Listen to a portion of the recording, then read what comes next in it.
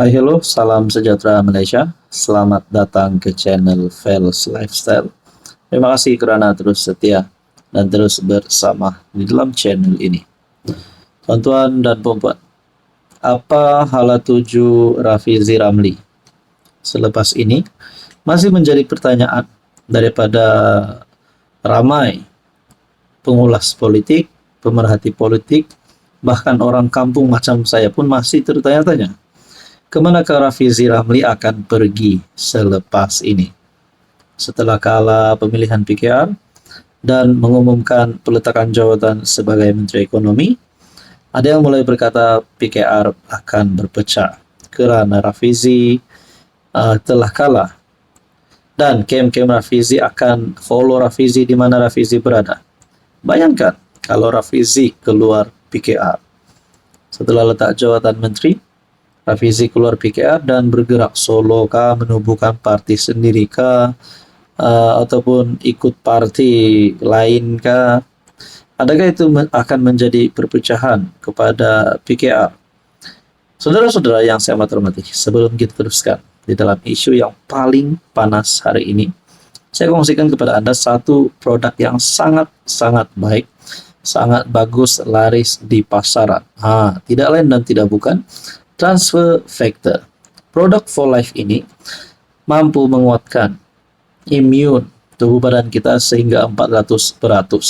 Dengan kekuatan ini boleh melawan pelbagai jenis penyakit, terutamanya kencing manis, penyakit 3 serangkai, kolesterol. Jadi saudara-saudara jangan tunggu lagi. Cara nak dapatkan produk ini, Anda boleh PM saya di nombor tertera, pos ke seluruh Sabah, Semenanjung, dan Sarawak. Saudara-saudara jangan kasih lama, sila PM saya. Oke baik, saudara-saudara kita teruskan kepada isi kita yang paling panas. Berkaitan dengan Rafizi Ramli. Mungkin ada penyokong Rafizi, mahu Rafizi dan Anwar berbaik semula.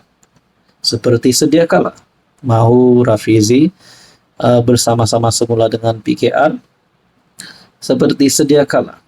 Nah, persoalannya, adakah Rafizi dan Anwar hari ini sedang mempunyai hubungan yang tidak baik?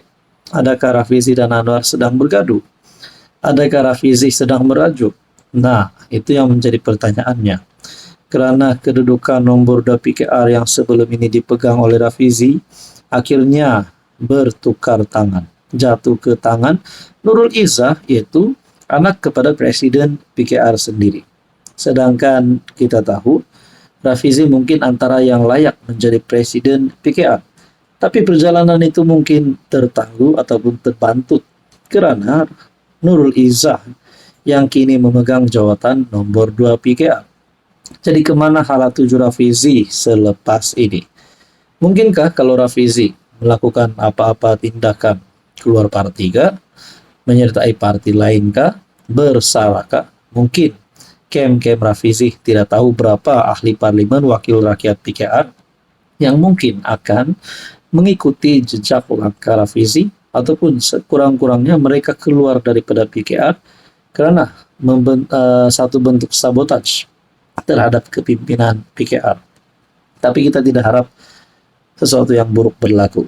Kita harap ada satu keputusan yang kita panggil sebagai win-win situation berkaitan dengan perkara ini.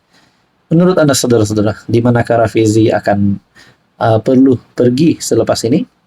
Sama ada pindah, keluar, bersara ataupun bertahan saja sehingga satu masa nanti Rafizi akan bangkit dan boleh menjadi Presiden PKR lagi. Apa komen Anda? Halo semua, salam sejahtera Malaysia. Selamat datang ke channel Fels Lifestyle. Terima kasih kerana terus setia dan terus bersama di dalam channel ini.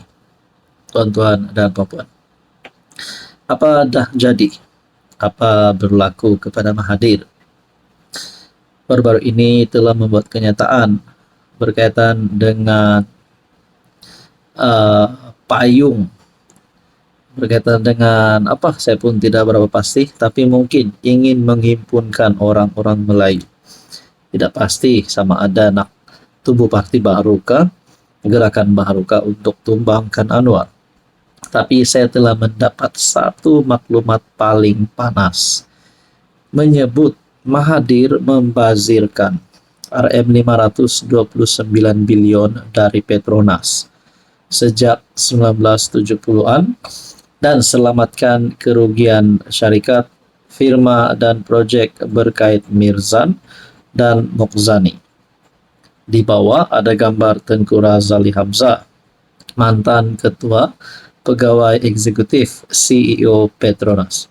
Saya mendapat maklumat ini daripada perkongsian melalui grup Friends of Pakatan Harapan. Saya tidak pasti sejauh mana kesahihan berita ini, tapi kalau ini benar, adakah Mahathir berisiko untuk disiasat, kroni Mahathir berisiko untuk disiasat, ataupun sebenarnya di sebalik berita ini Mahathir terlibat dengan rasuah? Saudara-saudara, sebelum kita teruskan di dalam isu yang paling panas ini, ada satu berita baik yang saya nak kongsikan kepada semua yang menonton video ini yang mungkin sedang tercari-cari produk untuk menyembuhkan penyakit, untuk melawan penyakit dari dalam badan. Orang kata, kenapa mudah kena serang penyakit? Sebab imun badan yang tidak kuat. Bila imun badan tidak kuat, imun badan tidak bijaksana, tidak dapat melawan penyakit, senang-senanglah kena jangkit. Jadi ada satu produk daripada 4Life bernama Transfer Factor. Produk ini sangat baik. Produk ini mampu menguatkan kekuatan imun tubuh badan kita sehingga 400%. Sehingga kekuatan tubuh badan ini mampu melawan banyak jenis penyakit, contohnya kencing manis, kolesterol, dan penyakit 3 serangkai. Anda boleh PM nomor yang saya sertakan di sini. Anda boleh bertanya lebih lanjut. Oke, baik, kita teruskan di dalam isu yang panas. Mahathir membazirkan Rp529 bilion dari Petronas. Kalau perkara ini benar, ya di mana saya telah mendapat maklumat ini daripada Facebook page. Di dalam ruangan komen, ini satu berita duka untuk Mahathir di saat usia Mahathir yang sudah begitu lanjut. Ada yang kata Mahathir patut rehat. Mahathir dah kritikal dalam keadaan politiknya. Mahathir perlu berehat saja, fokus dengan keluarga, fokus di rumah saja. Tapi kita dapat lihat Mahathir masih mengeluarkan kenyataan dan mungkin masih lagi mahu terlibat di dalam kancah politik Malaysia yang semakin moden dan semakin panas ini. Di dalam ruangan komen berkata, Mahathir anak beranak yang jahanamkan Petronas, guna duit Petronas. Ada yang kata, akibat politik tidak cerdik, Melayu hamprak sanggup sanjung, walhal dia tahu orang itu jahat, tetapi disebabkan politik sanggup berkawan dengan siapa sahaja. Ada juga berkata di sini, percayalah, kerosakan yang berlaku selama ini disebabkan Mahathir. Mereka kata, Petronas boleh beroperasi di laut selepas 200 batu dari pantai. Kerana jasa Tun M, beliau berkuasa. Peta baru Malaysia 1979 yang dibuat PM sebelum tapi tidak dikuat kuasa. Mana-mana pulau atau terumbu yang terdedah kepada ancaman telah diletakkan pasukan ATM atas arahan Tun Mahathir. Jadi saya pun tidak tahu apakah maksud gambar ini. Adakah sebenarnya Mahathir memang seorang pemimpin yang kotor? Itu kita tidak tahu. Apapun, kita nantikan saja pendedahan yang seterusnya. Apa komen Anda?